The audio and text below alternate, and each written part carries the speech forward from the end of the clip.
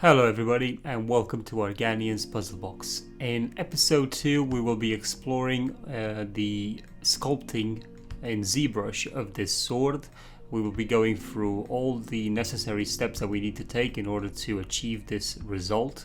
The sculpting itself will not be overly complicated, so we won't be going into things that are very difficult to comprehend or that would require a very steady hand in terms of how to get these results. We're also going to ensure that I'm going through as fast or as slow as it's needed for you to be able to follow along. Now, I do have another video which will be linked in the description below that can help you with setting up a Zbrush and being able to customize your own interface to your liking, and just a couple of other tips and tricks in there that will definitely help you to speed up your flow in Zbrush. So without any further delays, let's begin the sculpting of this sword. Now that we find ourselves into Zbrush, it is time to start sculpting this bad boy. Now we have our reference image over here. I'm using Pure Ref, that's the program, that's what it's called. It's a free software, you can get it from Google. I'll put a link in the description below, but you can find the software quite easily. Very easy to use. Once you start it, you can just drop in your photo or whatever you want to have as a reference. And the funny thing about this is that it's got, well, the useful thing about this is that it has a lot of options, such as the mode, so you can have it transparent to mouse, which then means you can now hover over it and just press commands, and nothing will happen with the actual software, but you can still adjust the software in the background, which is quite neat. If you want to start editing or moving this stuff around in Pure Ref once more, just Alt Tab and you select Pure Ref when you Alt Tab and then Control T again, and this will allow you to move the Pure Ref image again. So with that selected, we now want to position it to to whatever object we're going to start editing first. So because I'm looking at the pummel to begin with, let's say, then I'm going to just have it around that point, and now I'm going to press Control T so I can keep on, I can edit my mesh without any real problems. So with that in mind, let's just get over to our pummel over here. And as you can see, we are not affecting both sides of the mesh as we are editing it. So that can be easily changed by going over to the transform and activate symmetry. And if we have X activated, whatever happens on this side happens on that side. So we want the X axis to be active, but we also want the Y axis to be active as well. One thing to note is that we do want to activate back face mask, which will allow us to edit on this side and nothing will happen on the other one. So it's like, it's a nice way of being able to sculpt on one side without affecting the other one. You can find this option into Brush. You go over here into auto masking, and the option is down there. Now I have an enabled customizable window.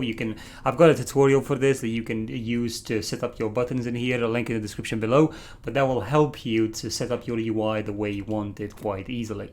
So I'm just going to activate it, and now if you can see, if I edit on this side and I go on the other side, nothing has actually happened, which is very useful. But that means that my transform isn't running either, so it's not the Y axis, it's the Z axis that I need to activate.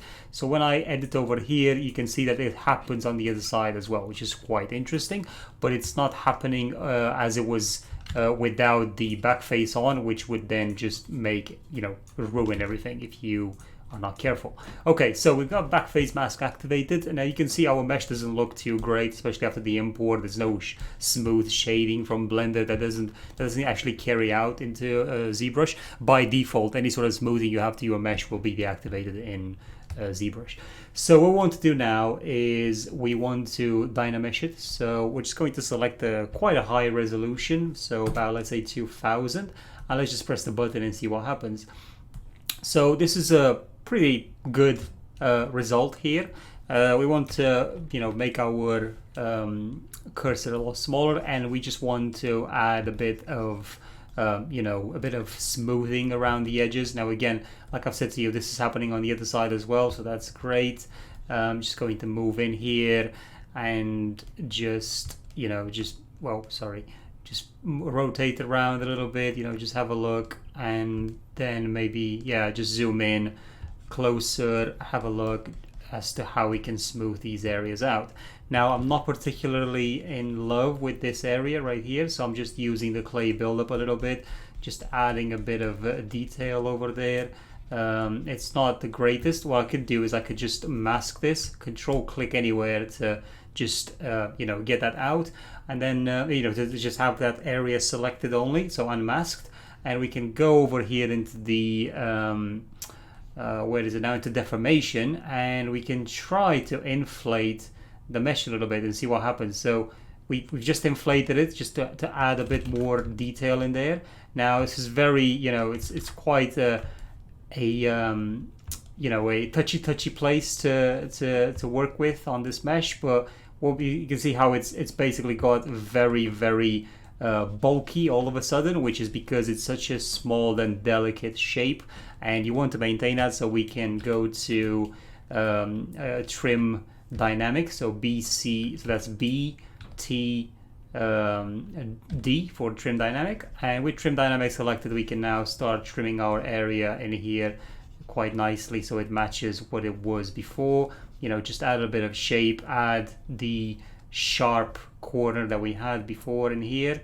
Okay, and then if you want to, you can just build a little bit more geometry, you know, smooth it out, build a bit more geometry and smooth it out. This is just so we can you know, fix this sort of area which just didn't hold up quite well from our past, you know, from our poly building in Blender. So once we have done all of that, we can just pull it in here like this. Again, if you trim and you don't really look at what you're doing, you may affect the mesh in such a way that it's just not going to work in your favor. Now we can also go and get our move tool and just bring this out a little bit, and then just smooth it and just bring it just to balance it out.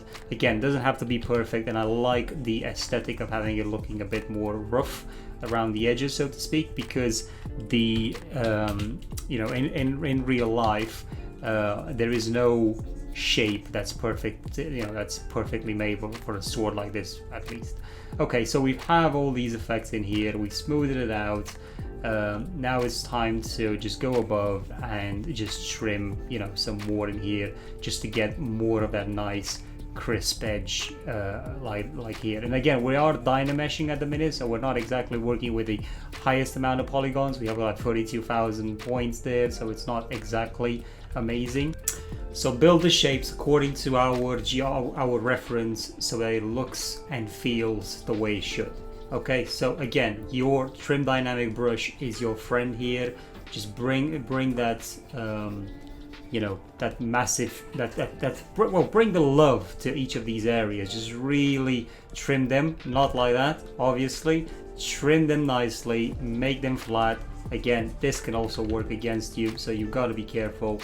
And another trim brush would be trim adaptive. Now I am using only brushes that come along with Zbrush. I'm not actually using any custom brushes, and that's mainly because I don't want you guys to not have the resource, or you know, it could be something that I bought that I'm using, and again, you just wouldn't have access to that.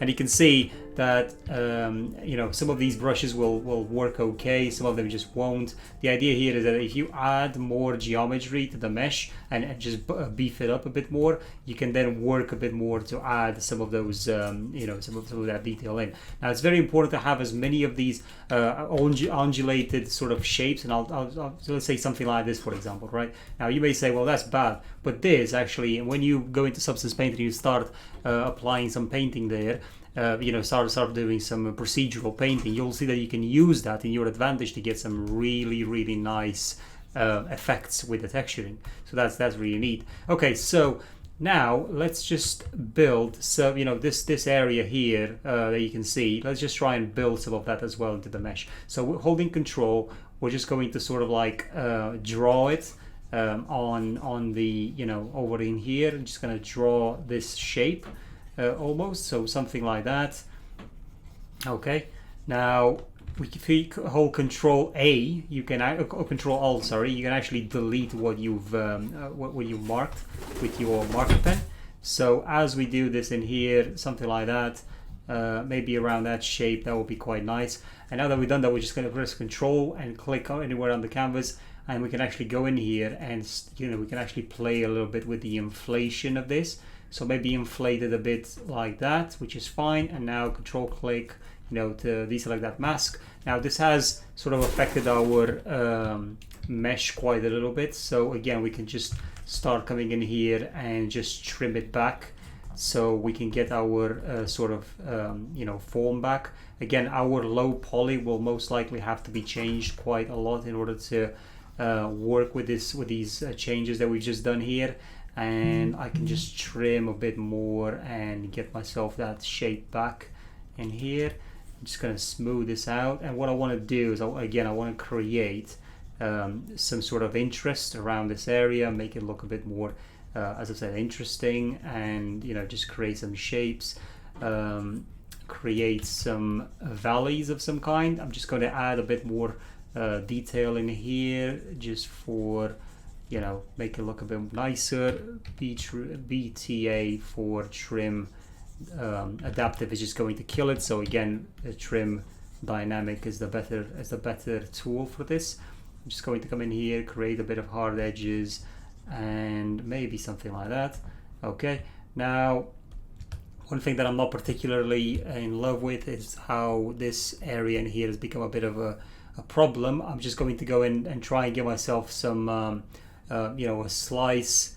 So what we can do is, with a slice circle, with a trim circle like that, we can just come in here and start trimming away some of these, so to get that more rounded shape over in here.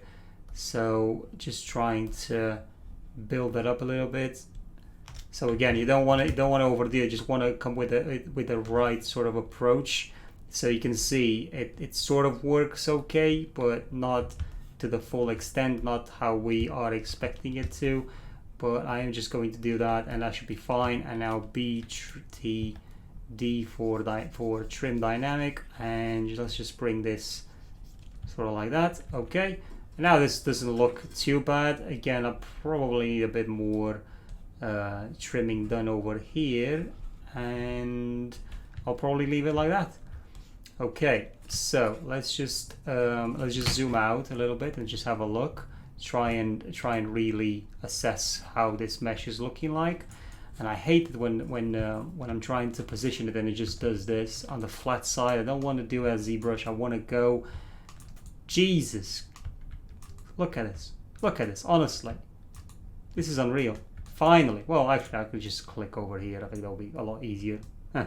Right, okay, so we've done that, we've got it into place, and I think it looks about right. There's probably some more details to be done to it, but what we can do now is just deactivate the Dynamesh and divide it once. Now this already has jumped in the number of polygons, but we do have a lot more geometry to work with, and we are able to go in there and just really add a bit more, make a nicer curves. So just come in here, let's try and create some lines like that. If you hold Alt, by the way, on the keyboard, this will do the opposite of what your current brush is doing. So if you were adding material, then holding Alt will remove material, and so on. So I've just added that detail in there. I'm just going to go up here and just try and flatten this a little bit. Maybe something like that. Okay, so now that I have that in place, I can just come on this side and try and sharpen that even more. I'm doing all this obviously very minutely by hand. So yeah, that looks okay, and we can probably go over in here, try and flatten this and just add a bit more detail, but you can see that it's affecting the mesh quite a little bit. So we don't have enough material to work with at this point. That's the only problem. We're so close to an edge, to a small edge, and this is what's happening. So I'm just gonna go this way, create that sharper edge over there, and then on this side as well. See how that just makes it a bit sharp, quite sharper. If you, as I said, if you're not careful, you can really ruin the sharpness of the edge. So something like that looks quite nice and I like it. I'm just going to come in here, maybe do a bit of, nah, actually I don't think trimming this side will be okay. Let's just leave it that way. We can probably do a bit, yeah, it's not too bad. I don't know what to say. It's probably not too bad. Okay, something like that gives a bit more interest. So I think that's what we want to do with the pummel for now. I don't know if we're going to do anything else, but that looks about right to me. So we're on to the handle right now. So what I want to do is just select my pure ref and go down, zoom out a little bit so we can see the handle a lot better, like that.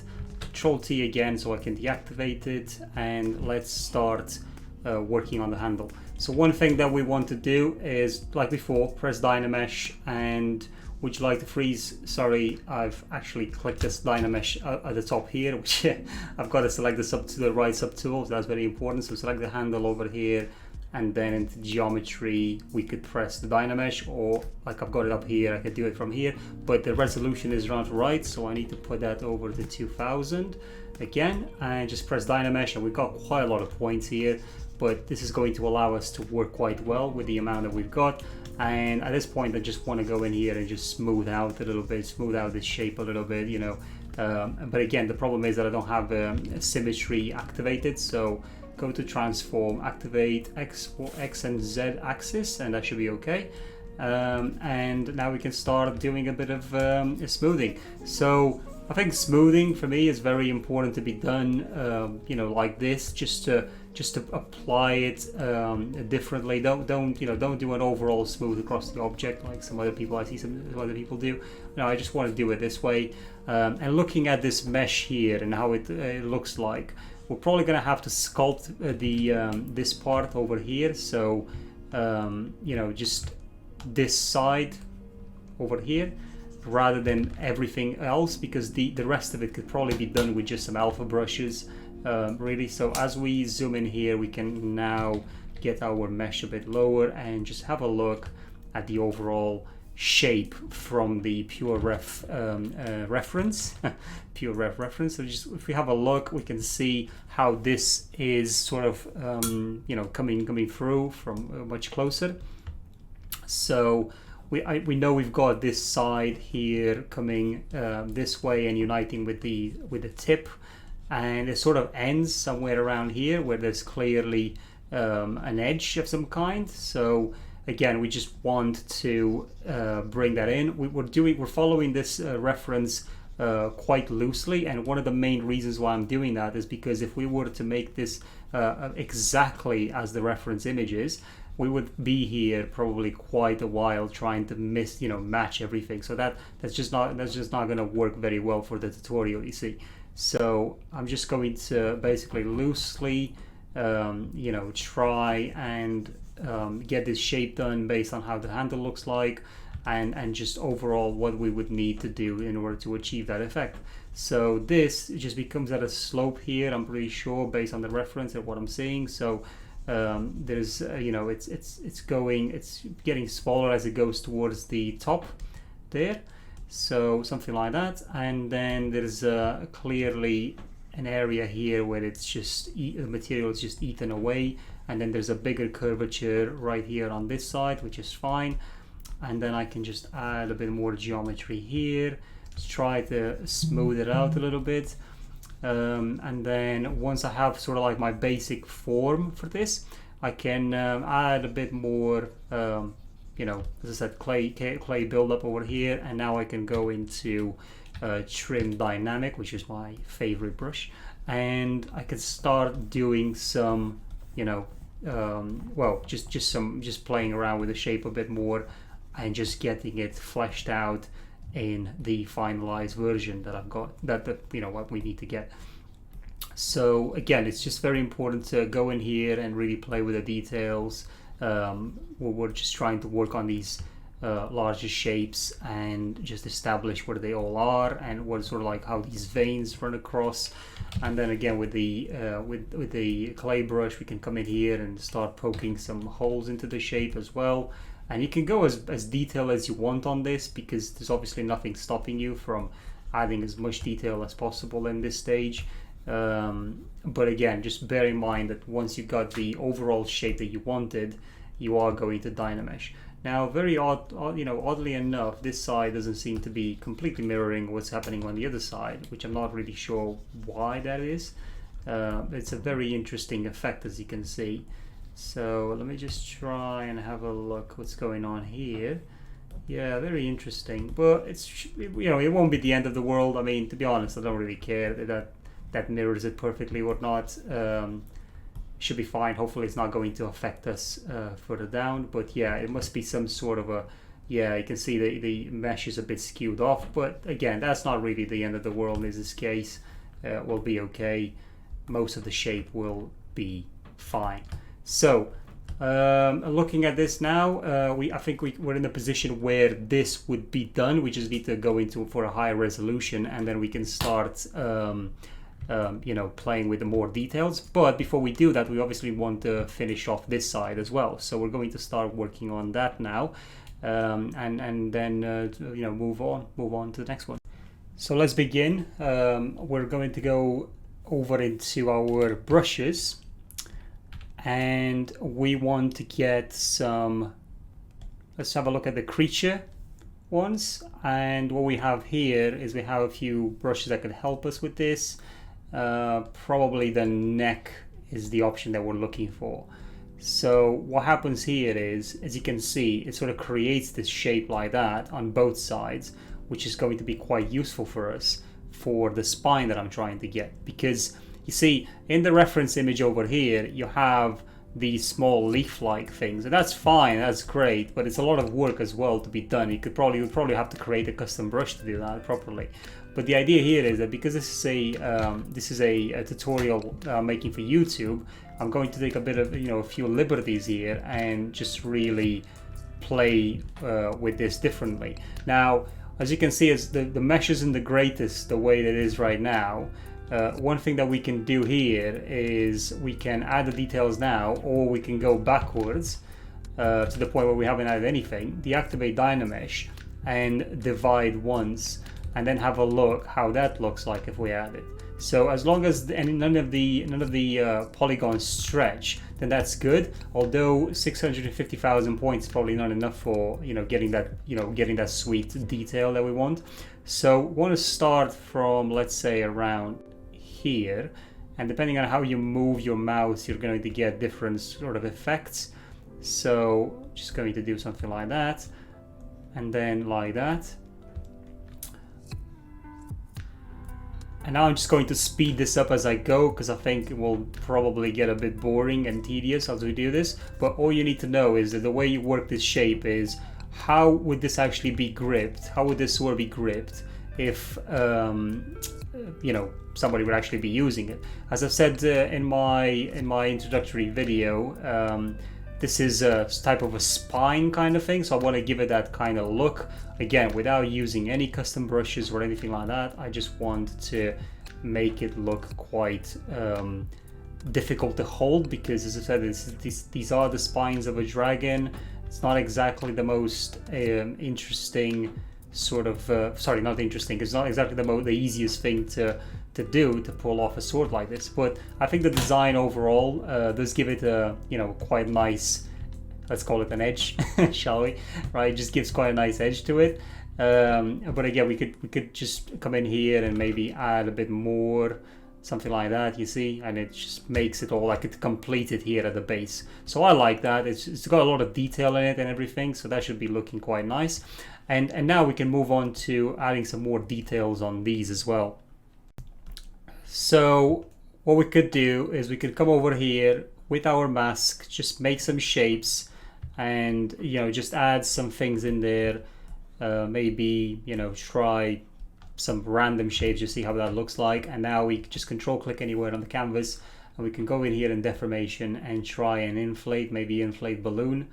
Although this has completely sort of froze my computer. As you can see, this is not exactly what we want. So let's just try with the inflate, the normal inflate, something like that. It's probably a bit too much though. So I'm really trying to get a very small size here, something like that. Okay, and now we can just go back. It doesn't look very nice because we do have to sort of like smooth these out, but I still don't kind of don't like how they turned out to be. But I can go into my trim dynamic and just have a look by adding some more details in here. Now when we do texturing on this, it will actually, a lot of this will be covered by the actual textures themselves, because they're all going to have their own normal maps and height maps and so on.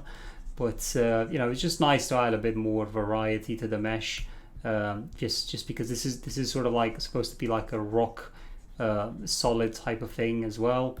So yeah, that looks okay. I like that. Let's just I've got a problem with zoom in this with my pen. I just haven't set it up properly yet. I've recently upgraded my drivers, and it's just unfortunately the shortcuts have been deleted. So I'm just adding something along that way, and that should look quite nice. Okay, and now what I want to do is just get over into here and start playing around with some details. See how I'm just really playing around quite loosely. I'm not really doing a lot of detailing on any of this stuff. So you might be thinking, well, you're not really sculpting that much, are you? But that's the point here. It's the idea here is you can make something look so look good, but without going through all the hassle of having to sculpt everything painstakingly long, because a lot of this stuff can also be done via texturing as well. And as long as you have some really strong library of textures, you'll be fine as well. So it's all about how much time do you want to save when you're doing these. Okay, so maybe like that, and just come in here and trim it. If we go over and have a look,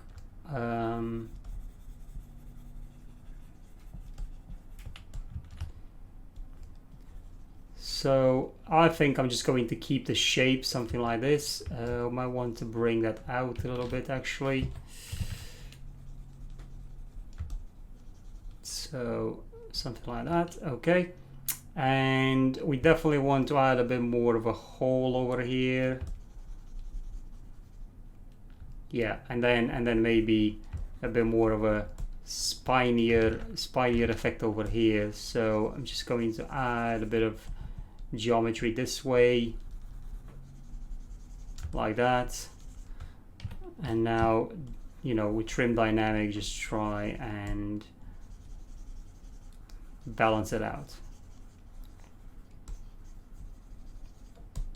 like that. So I think everybody can do this. Everybody can do this shape. You don't have to be a spectacular ZBrush user in order to get this done. I think this works quite neatly like that. So this is our shape for the pommel and for the handle. Okay, and I'm not going to add any sort of details, just scratches and other things like that. I'm going to do that in Substance Painter. I'm going to let Substance Painter work with that. This is all what we needed to do here. And now let's carry on with the probably the most difficult part of it all, which is the head, really. So now with the head selected, it's time to get this bad boy to a 2000 resolution Dynamesh. I just really like to jump the gun straight away. So with that done, we can now have our clay brush selected. Let's make it quite a bit bigger. Because it's time to do some smoothing immediately after we activate our symmetry in the same way that we did for all the other meshes. So now it's time to do a bit of cleaning up, add a bit of smoothing here and there, because this shape we're going to play with it until it sort of comes into play the way we want it. So, okay, we've got that done. Now it's time to look at the reference, really look at it and understand sort of like where are the major shapes and what is this dragon all about. We do know we have a crystal right about here, so that's fine. And we do know that we've got quite a bit of geometry around this area as well. Now, some of the liberties that I've taken was to create a bit of a canal over in here, and then this is where the sort of like the eye sockets will come in, and this is where down here the nose will come in as well on the sides. So what we want to do is we want to maintain this sort of like view for as long as possible until we can build a bit more of the geometry that goes around this area. Again, you can be as loose as you want. The final design is all about, you know, getting it to look the way you want it to look, not the way a reference tells you it needs to look like, unless you were going for complete and utter, you know, well, as I said, unless you were going for it has to look like the reference. Now, as you can see, it's quite a bit flat right now, so we do need to build quite a lot of that geometry up here. And we do want to also start trimming it on this side, because all of this needs to go down all the way till the to the ground, to the blade. So you wanna cut all this fat, let's call it, from here, and ensure that all the you know, the areas that don't look very organic are gone. So again, just add a bit more geometry in here. You may want to start cutting some of it as well, you know, balance it out a bit more, start smoothing some stuff. And again, the quicker you can move through here, the better, but don't rush it until you get the right sort of look on this, because you want your dragon to look fearsome. Remember, this dragon is a dragon in pain. Somebody decided to pour some you know, pour some metal on the poor sucker, you know, on its head when they made it into this sort of, well, being. So again, over here we may have another area for another crystal, and then another area here for another crystal. Again, the crystal thing is not a must. Just do the design that you want to do. I think anything really works. So we're just adding these areas here and this one. As you can see, both, you know, all the sides of the mesh are being affected. We can start sort of trimming this so we can hit the you know, the side there, the handle. So depending on how you want to build this shape up, okay, something like that. So that's sort of like good for our overall major, as I said, major landmarks. I'm just going to add a bit more detail in here, a bit more geometry, so I've got more from where to cut. Now what I've done is, from this point in the crystal in here, you get like this sort of incision into the head, which then courses through this way, like that. Okay, and we want this side over here to be going this way, all the way to these horns, so these horns to be connected this way. You can see that. Okay, now we have some bit of lines running here. The nose sort of like starts protruding outwards, and then the eyes to be somewhere in here. So this takes a bit of, as I said, quite a bit of work to achieve. You know, we want for example, these cheekbones in here to look a lot better. This can be trimmed a bit more, and then we do the nose somewhere around this point, something like that.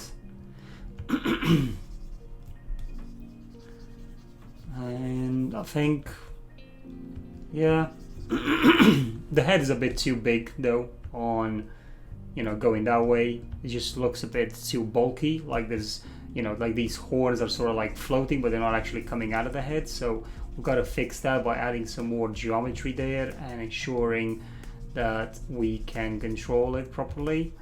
Okay, so how will these horns come out? Just try and ask yourself, how will these horns sort of like come out of this of the head of the dragon? So if you add some supporting geometry around that, that should make things look a bit better. Okay, something like that. Then let's just try and trim here underneath. Okay, would definitely help if you know more anatomy of the dragon. So the knowing anatomy for the dragon should definitely help a bit more. So when you look at if you look at our design compared to the one in the reference, there are definitely some key changes. but I think the positioning of the eyes overall is probably, you know, where it is over here. You can see that the positioning of the eyes, and then the crystal, our crystal, is definitely far higher and probably not as big, so we could just come in here and create this shape for the crystal to be a bit looser, like that. Okay, and let's just add some details there. Then let's just try and trim some of this and these areas here, and again just try and trim, create these nicer looking shapes like that. And then the nose side here, we may want to add a bit more detail to it as well.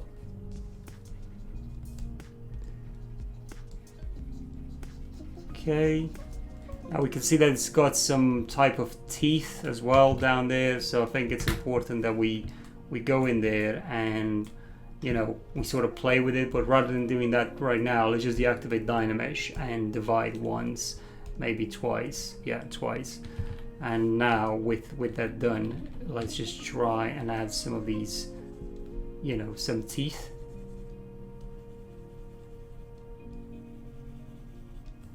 So maybe something like that, and then we can just start to smooth them out a little bit.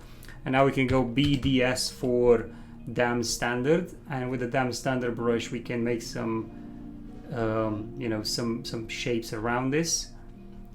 Oh, I think Zbrush really wanted to save there.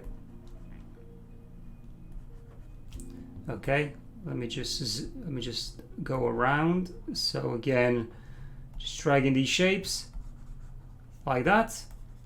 Looks a bit stylized, but should work. So I'm just now using clay brush a little bit here, add a bit more sort of detail. I'm just going to leave it rough like that. I don't necessarily like this point here, so I'm just going to have to work on it a bit more, you know, something like that.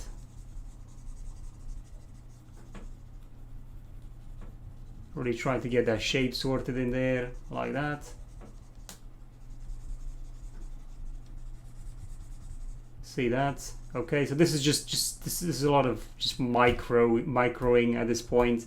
So this is our dragon head, so to speak, and it's all of its entirety, and now it's all about just adding more details in there. And at this point I would definitely suggest you go along and add your own detail as you see fit. And then we're just going to come back to finishing off these crystal shapes in front of the head. So we now want to add a cube so we can create our little crystals. I've just added a cube in here, selecting it, and now I'm just going to scale it down to that point, and okay, and then just leave it there in the center, bring it above here, definitely make it smaller, and let's just press this button down here to isolate it. So with it isolated, we want to ensure that we have our symmetry active on all sides, I think. So what happens is now when we do one thing, it sort of like happens everywhere, which is fine. Okay. And well, actually the Z-axis will not work, and the reason for that is because this needs to be in the center of the world. So if we press that button, it will take it to the center of the world, and then F on the keyboard to go there. So now it's affecting everything, as you can see, which is what we want. And now let's just Dynamesh it at 2000 resolution, Dynamesh, and that should be okay. Okay, and now with a clay buildup, let's really try and start eating at this material as much as we want, you know, as much as possible. So yeah, it's not really working very well, is it? Okay, so let's just then try with some trim. You know, the only problem with a trim is that it doesn't work on. That's the thing that I hate about trimming. It just doesn't work. It just doesn't simply work with symmetry. So We deactivated the mask so we can affect the shape more. Do something like that. Try and get some, try and get into a position where it's quite triangular in shape. So eat away at the material, probably around that point, and then again around this point. Really try and eat at that material like that. Okay, and now let's just scale it this way so we make it definitely thinner. Go back into edit mode, control, click, and let's just bring some of our tools, some of our dynamic tools like that, and just make a nice looking shape. So again, just really make it into a straight type of a crystal-like thing. Maybe do some move, inflate a little bit, something like that. Yeah, it's not too bad, is it? Not too bad for something that you haven't really spent all that long. That's what I like about symmetry tools. It just makes things look a lot better than they are. Okay, so let's just bring some detail in there. Okay, deactivate Dynamesh, divide just once, and let's just play with some of the details in there, and I think that should be it. Again, having the texture doing most of the heavy lifting for us to begin with will definitely help a lot. So yeah, okay, so now that we have that, we can take it out of dynamic, from isolated mode, which you need to actually press the button for it to come out. Okay, so now we can move it into position. So we want it probably somewhere around there. Sorry, I think I've lost my piece along the way. Huh. I clearly lost my piece. Let's just deactivate the transform tool, the symmetry, because it's definitely affecting our process here. So we want to bring this, want to lock that first before we can move it, and then just bring it into position.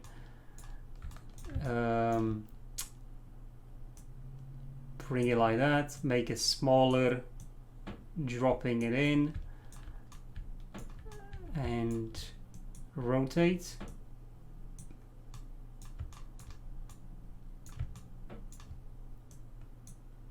This is how it needs to go, this way, and just drop it in there.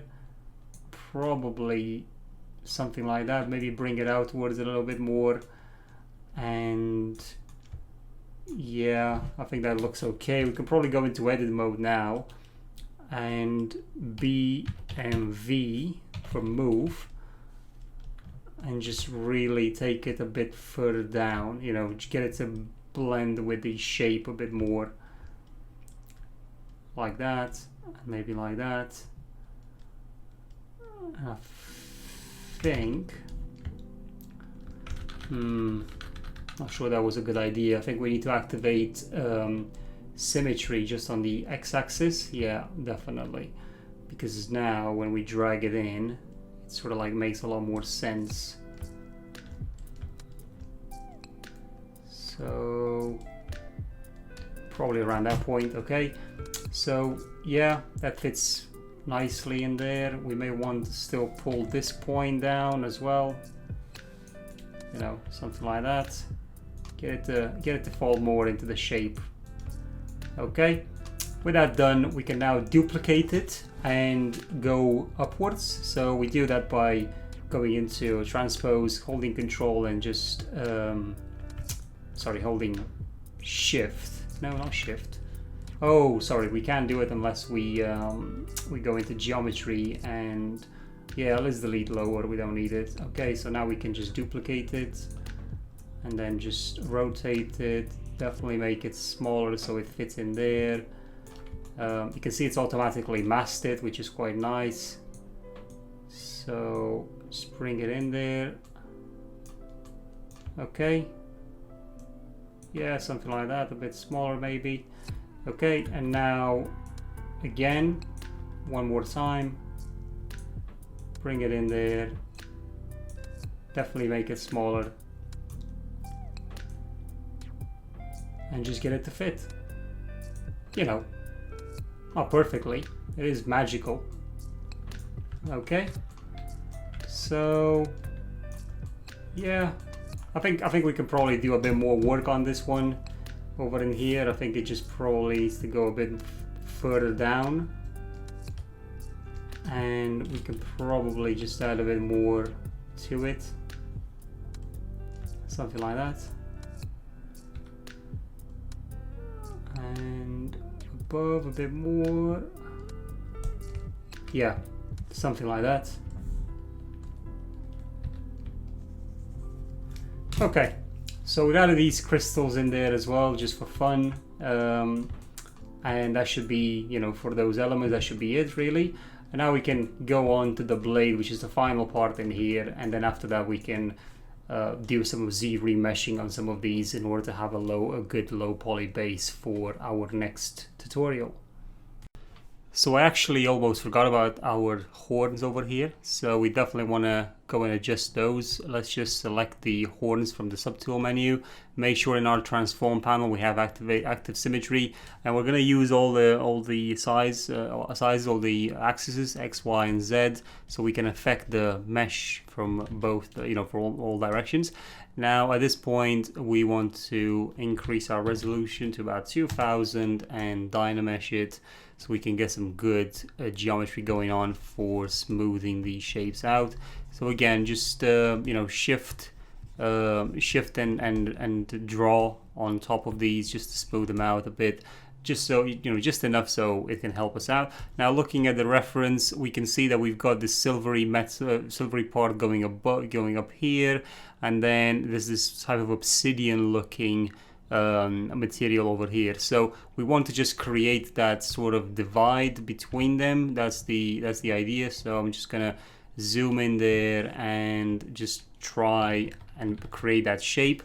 So I'm going to add maybe a little bit of bulk to the, you know, to the horns overall, going like that, and just really create this, you know, where that shape is going to be, that silvery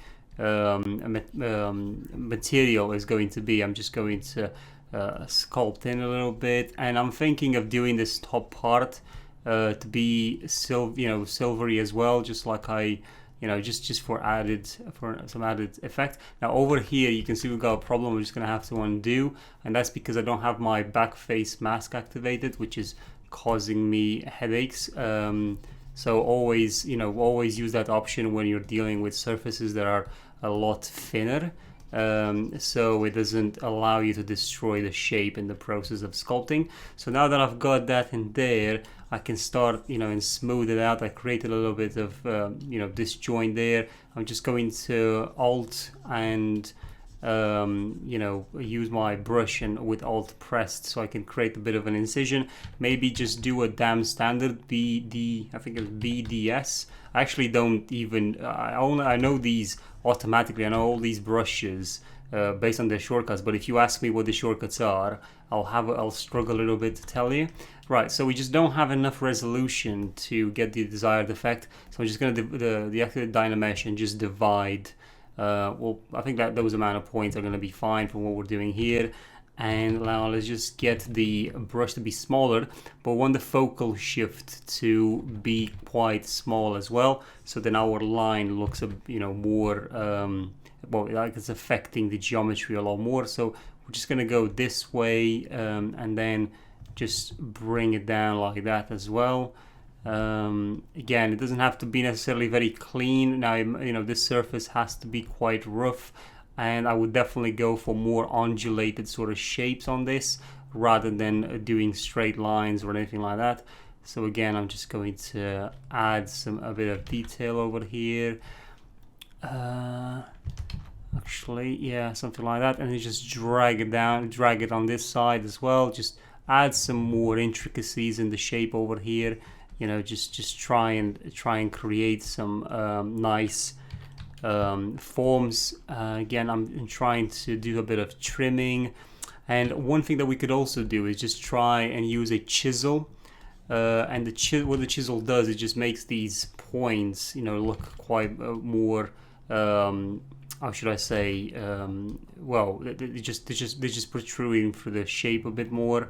So something like that might be a bit too much actually. So maybe the chisel is not the best tool for the job here, but again, just create some nice sort of details. Now we can see that the obsidian side does have these lines running across, meeting with this part over here, so we can do something like that as well, just loosely basing our design based on the reference that we're using.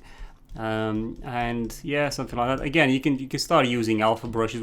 We're definitely going to detail this shape a bit more using some alpha brushes, you know, in the end before we do some Z remeshing. So I'm just going to leave the horns at that for now, and let's get on with the blade. And then after the blade, we'll just do some more work on the head and this base over here on the handle, just have a bit more detail, and then we can actually, you know, these ornaments need to be, these crystals need to be fixed a little bit, and then we can move on to Z remeshing. And now on with the blade. So we're going to select it from our subtool menu over here, and as you can see, our blade is quite thin compared to the bulkiness of this handle and so on, and it's not going to work out very well for us. So I'm just going to press W on the keyboard, and then with that selected, I can start thickening it out by dragging on this button. Now you can, you know, really thicken the hell out of this, but we're probably going to do something like that. Let's just have a look, and I think it already looks a lot better now, just being thicker as a blade. And that makes sense for me. It's a very sturdy looking weapon. Okay, and now with that done, we can proceed with our Dynamesh. This is very standard what I'm doing in terms of the, you know, I'm just trying to run the same sort of approach on everything. I know some, you know, people that are more, well, let's just call them purist-like, will use different resolutions on the Dynamesh to get different results on the geometry and so on. I just don't think we need to do any of that right now. We're only, you know, we're really just trying to build ourselves a sword here. So again, we want to go into transform, activate symmetry, and you obviously want to activate that X and is it X and no, sorry, it's X and Z axis, and that should be fine. Okay, and now let's just go on with smoothing some of this stuff out, because, well, again, it's you've got to have backface masking on. You've got to be careful with how you're smoothing this out. You don't want to lose your hard edges that you created by using Blender to create this mesh.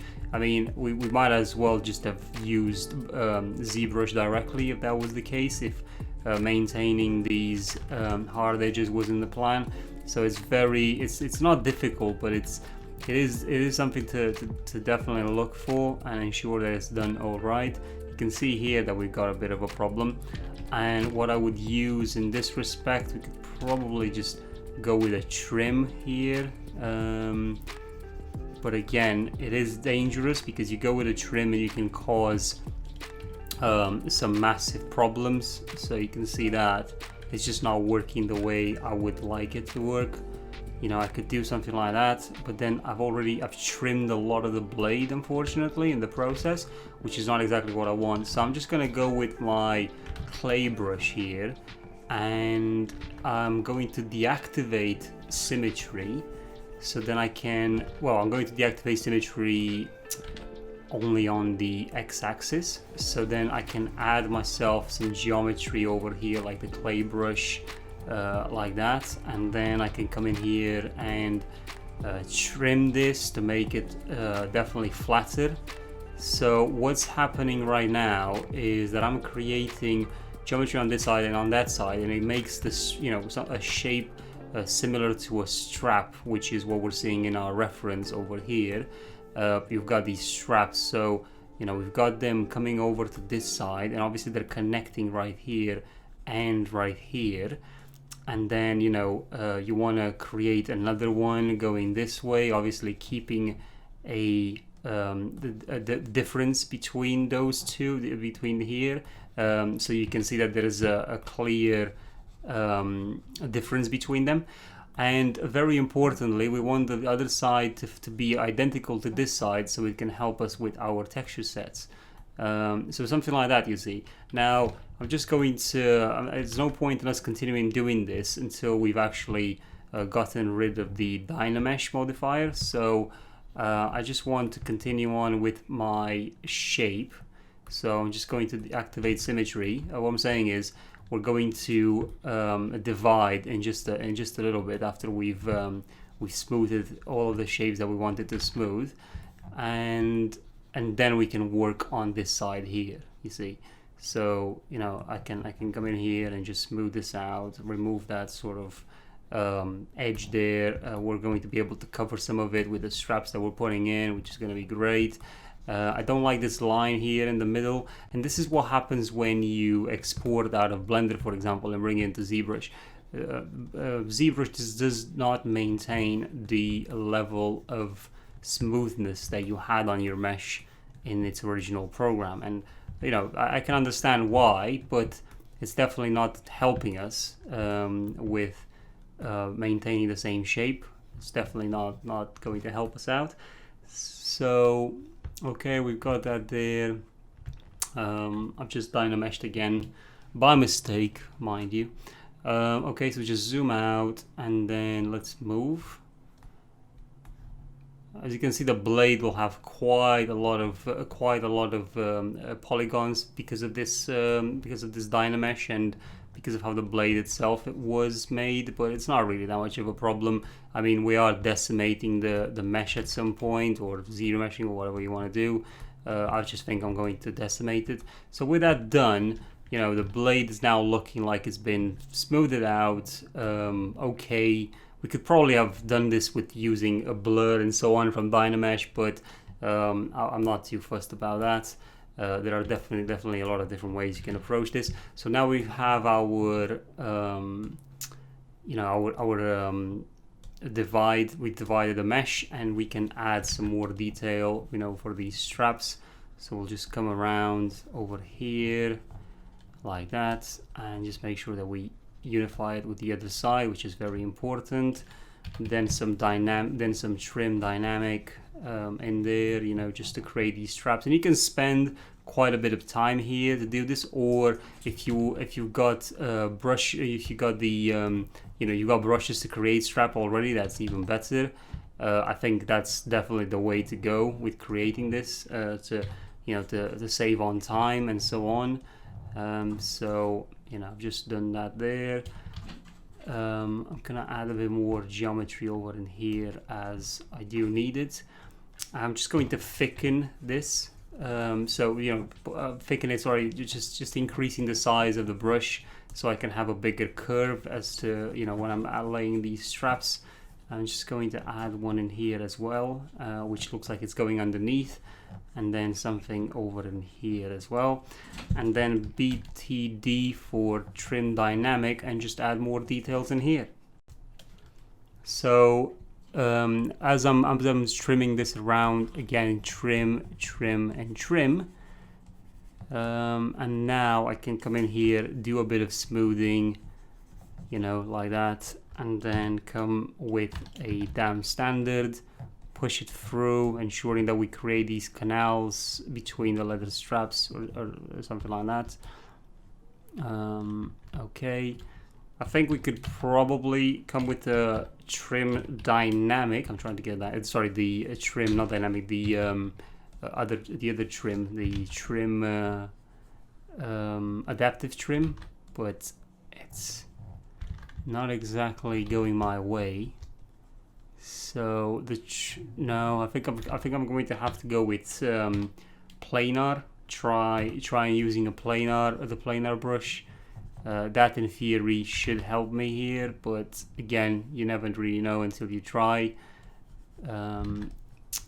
It's just the shape is just irregular. Maybe I should have used clay tubes for this, and clay tubes are generally a bit better, definitely in that respect. So let's just try BCT for clay tubes, and then we are supposedly adding, so I'm not really sure why it's removing. Okay, Not sure what's going on. It shouldn't be removing geometry, but it is. Right, okay, let me just have a look. So we've got the add active. So why is it removing material? I'm not pressing Alt anywhere on the keyboard, so I'm not really sure why that's happening.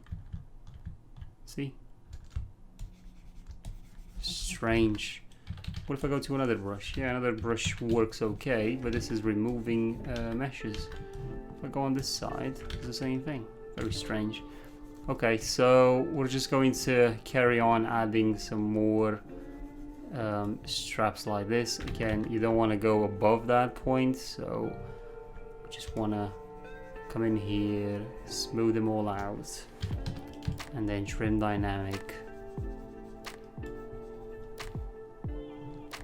Okay, and just gotta do a bit more cleanup on it, because if you don't do any more cleanup on it, what happens is it's just gonna look awful when you texture it, when you start texturing it. And we obviously need to also get it to be flatter in here as well. So what we're doing is just trimming it to the point where we get a nice even shape in here. This is why generally people don't spend time on making these anymore, though. As I said, they'll probably have a brush to create leather straps and so on, which makes a lot more sense than making them this way. I've got my own brushes to do this, and if you want to create these straps to be very nice, then you can use multiple ways of extracting them from the actual mesh, or you can also, you know, do what I'm doing in constructing them, but this definitely takes the longest time, and it's just time that we just don't have, unfortunately. Right, okay, so just probably going to add a bit more, you know, detail like here, and then just with a damn standard creating some more crevices between them, you know, very nice, very soft ones sort of thing.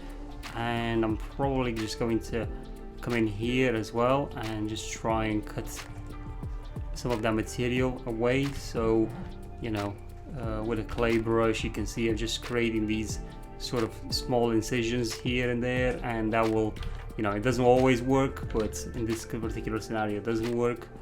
So you may want to just go in there where these are meeting like that, and you just create that shape. Okay, so now that we have that done, we can move on to the blade itself before we add in some more details. So now we want to add this shape from the reference here, and we can start off by, you know, adding it where the mouth sort of ends. I think it's sort of like, you know, it's trying to say that it's coming out of these nostril sort of areas. So we're just going to put our mouse over here, and we're going to go downwards at a 0 degree sort of angle like that. Now this is probably not thick enough, so I'm just going to increase our draw size, get some of our intensity higher as well. I don't know what I've done here, but clearly something has happened to the mesh.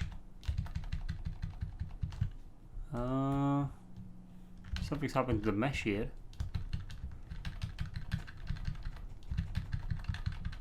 Right, I don't. Oh, sorry. I think I must have clicked the undo panels over here. Yeah, that's fine. Doesn't matter. Right. So I'm just gonna drag this down. See, I think this is okay. This is looking good in terms of how thick it is.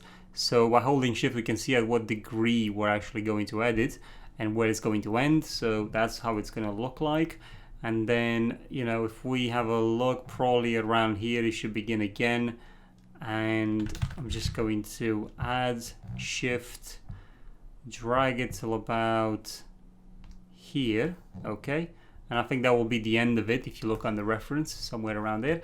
And now you just want to unite it, so it's very important to start somewhere off the trail and then come in together like that. And obviously if you can add a bit more, you know, well, it's going to be a bit of a, you know, the blend itself won't look amazing, but you could probably go in there and add a bit more detail, you know, make it a bit more of the same size. It shouldn't really be that much of a problem. Okay, so now with that done, we can shrink our you know, our brush even more, and we can come over here and drag again, going this way, and I'm just gonna do it freehand. Probably try and meet somewhere there. Now, unfortunately, it's not as straight as I wanted it to be. It does look like it's going all the way down actually, so I might just want to zoom out until we can see all the blades. So you can see that this shape sort of comes from here, probably a bit thicker, comes from here and goes all the way down, so it's going to be a bit of a problem. Now I can do that, just come in here this way like that, and then just unite it. Yeah, not exactly my best work. So let's just try and come in down like that, and then just unite it over here, something like that. Again, we can do some bit of cleaning after, but I always have this thing with after, so I don't know if that's a good thing, but I've just added some details in there. Let's just zoom in. I don't exactly like what's going on here. You see, it's just not great, so I'm just gonna smooth it out. I think we probably have to add a bit of smoothness everywhere anyway, just because it looks a bit rough the way it is right now. So again, you may want to just move around the path in here and just start shift drawing on top, add a bit of smoothness in there. It's not exactly ideal, I know, but it can look a bit rough anyway. It is probably will catch a lot of dirt and everything from the textures that we're going to add, so we should be fine. Well, there's some other things in here that you can do, like for example, come onto this edge over here and add a bit more detail like that. So you could come in here, do a shift, something like that. Again, it's not ideal. In this instance, you may want to go with a chisel. Maybe try and find a good chisel that will work in this case. So maybe something like that, make it a bit smaller and just go around. Again, got to be careful with these chisels and with these shapes, but yeah, if you can do that and then just drag it down from here and go down like that, maybe come around on the edge. And as you're going down, obviously you want to reach the end over there. So see, with the chisel it's a lot easier to sort of go this way, and now you can probably just come out of the blade and just meet somewhere in here just for added detail, and then you can just go in here and start doing a bit of smoothing out where these joints have connected. You can do something like that as well, and then you can also pull it from there and maybe join it here, pull it like that, and then this way. And obviously this is a problem right here, you don't want that. Maybe do a bit of trim dynamic to fix it. See, it's not gonna fix it, is it? So go back to your chisel and just redraw, because clearly it didn't work out so well, something like that. Okay, and you can smooth it out if you want. If you don't, it's fine, it's not going to be very noticeable anyway. So again, this could be the roughness of the blade itself, and that in theory should be it for the blade. I'm just going to add a bit more detailing on the head, as I said, just a tiny bit in there. I think it will definitely help with that, to have a bit more detail on the head itself. Just also ensure that with these ornaments selected, these crystals, you go into in plugins, and then in plugins you have a section in here which I always forget what it is, in Subtool Master. Yeah, press the mirror button and then just ensure that you mirror on the Z-axis and press OK, and that in theory should create your mesh. Now I'm not really sure why it's only created one and it's not created all of them, but it could be because the rest of them were actually masked, and it won't work if they're masked. So just go back in there, press mirror, Z axis, and that's it. Oh god, don't tell me now the other one was masked. Jesus Christ. Okay, Z plugin, mirror, okay, and that should be it. Yeah, you see, now it's all mirrored and okay. I'm just gonna ensure that nothing else is masked. Okay, with that done, we can go to our head and we can start doing some more detailing on it. And I think in terms of detailing, what I want to do is I want to focus on this area specifically in a way of, you know, adding a bit more interest.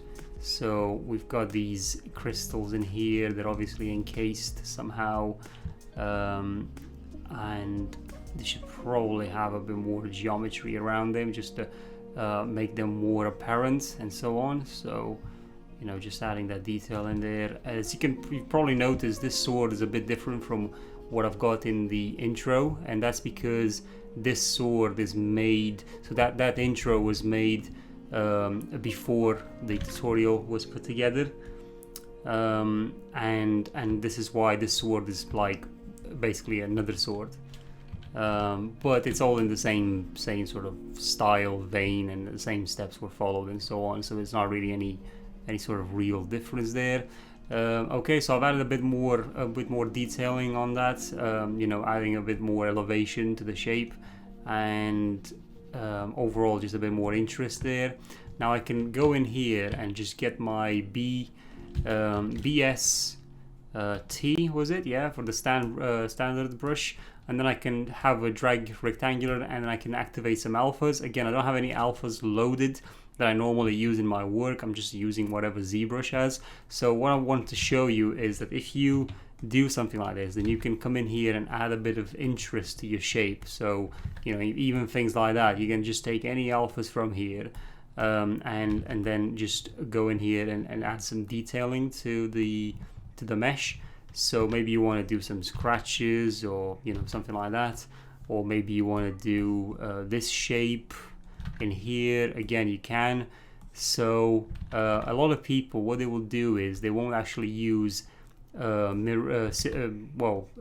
symmetry anymore, because what they want to do is they want to have different sides here, you know, every side of the mesh to look a bit different. But what we're doing, we're just adding some wrinkles, which will be then added in our curvature and ambient occlusion map, and, you know, all the maps that we're doing in Substance Painter, which will then help out in getting more details in there. So I've done something like that, let's say, and just, you know, these are all using very standard brushes. I'm not doing anything fantastical here or anything like that. It's just literally something to add a bit more detail to our mesh. This is just standard practice in the industry. You can go in here and just have a look and see what each of these effects do. If there's anything that can work for you, you can just load as many alphas as you want and do whatever you think will work best. So maybe I can add some in here. My idea is that there's no point for me to add for more details at this stage, because I'm going to add them through textures, and that's where, you know, that's where the whole beauty of this workflow comes in. That's where I'll add most of my details. Anyway, so at this point, I think the model is about done in terms of, you know, in terms of the actual sculpting and so on. It's not done in terms of, you know, it's perfect or anything like that. It will never be perfect. You can probably always improve it a bit more. But sorry about that. But this is probably the point where we can now, you know, go in there and do a bit of Z remeshing. So we're just going to start that straight away. So it's always best to Z remesh from these meshes that you have now, rather than decimating them first and then Z remeshing.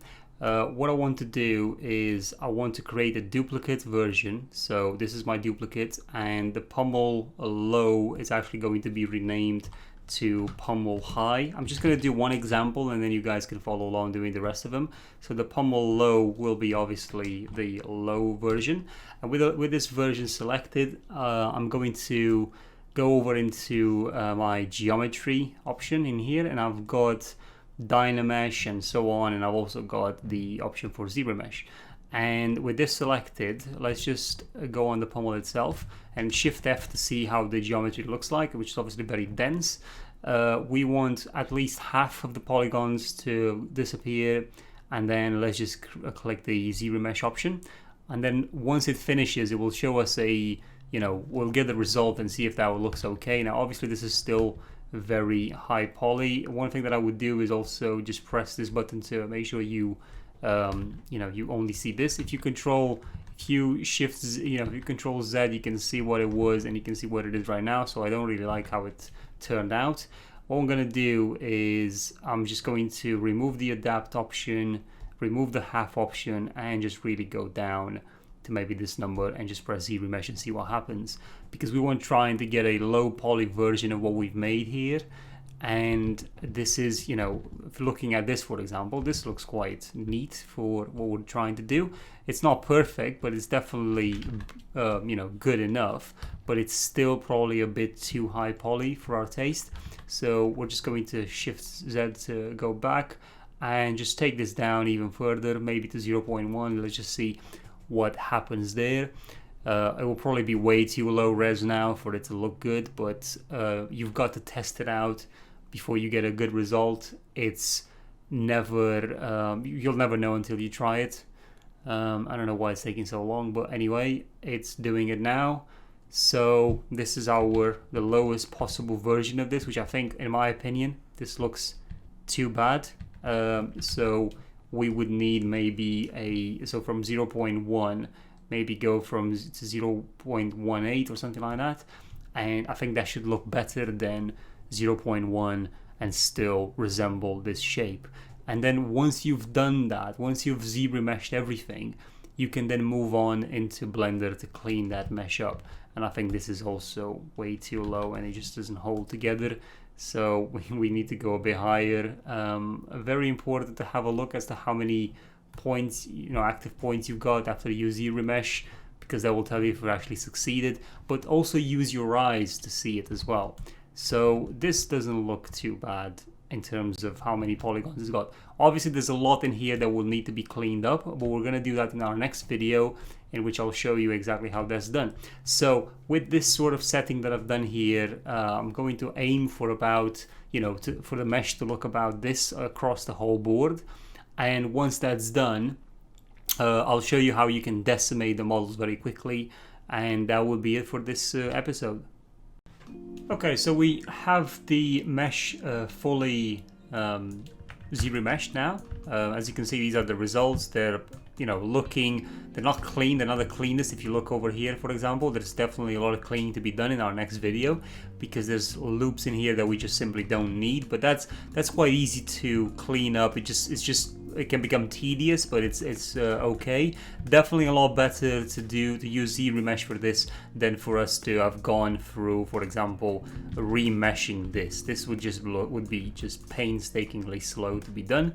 Okay, so now that is done, we want to get our high poly decimated in order to export it a lot easier out of Zbrush. Very importantly, I've created two folders, a high poly and a low poly in here. So I'm just going to hide my low poly, and then with the high poly selected, I want to bring that back in like that. And now I take every part in here, and for example this one, quite high poly itself as well. I'm gonna go up here in Z plugins. We've got this option Decimation Master. Over in here we have to first press the pre-process current, or all of them if you want. It will take some time though.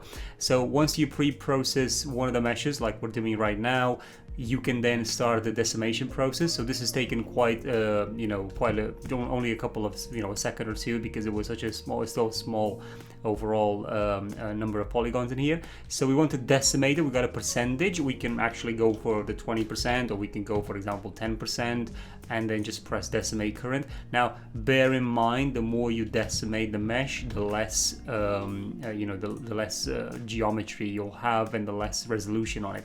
So For this particular one, we're just going to stick to around 30%, and we haven't really seen that much of a decrease in the quality, so that's fine.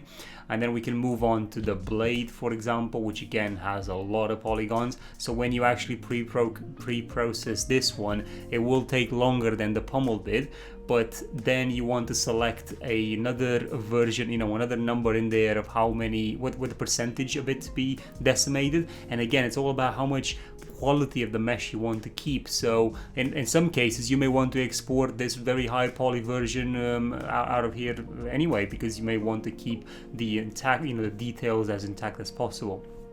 So this has now been pre-processed as well. It would just takes a little bit of time for it to render and write the disk. Once that's done, you can come over here, and let's say we want to do a 20%. Let's just get close in there, to the as close as possible to the mesh, and just have a look if we're going to lose a lot of detail by doing a 20% decrease. And that's done, and now we can press Ctrl Z or Ctrl Shift Z to just go backward and forwards, and we can barely see any noticeable difference, so that's fine. We're just going to keep on doing this for the rest of the meshes, and then after that point all we need to do is, we already have the low poly hidden, we just go over here in the Z plugin and then select the Fbx Export Import. I know they added an option somewhere over here now as well to export, but I'm just not going to use that. I will use this, and you just select the visible meshes that you want to export. You press the export button, and then that's pretty much it. You export all of these meshes that are visible right now. See, we don't have the eye on the low poly, we only have it on the high, and that exports the mesh out of the software. And here we are back in good old Blender with the mesh imported. So we have our high poly, which is on top of our low poly. So that's our low poly and that's our high poly. Like I've said, in the next episode, we will be focusing on getting the low poly, pretty much optimized, and then getting it completely unwrapped for us to be able to use in Substance Painter. And then we'll move on into the next episode into texturing in Substance Painter. So I hope you guys enjoyed this video. I hope you've learned a few things. I definitely have while doing this tutorial, and it's definitely helped me to develop further. So if it helped you, please consider leaving a like, a comment, and subscribe. I'll see you guys in the next episode. Thank you.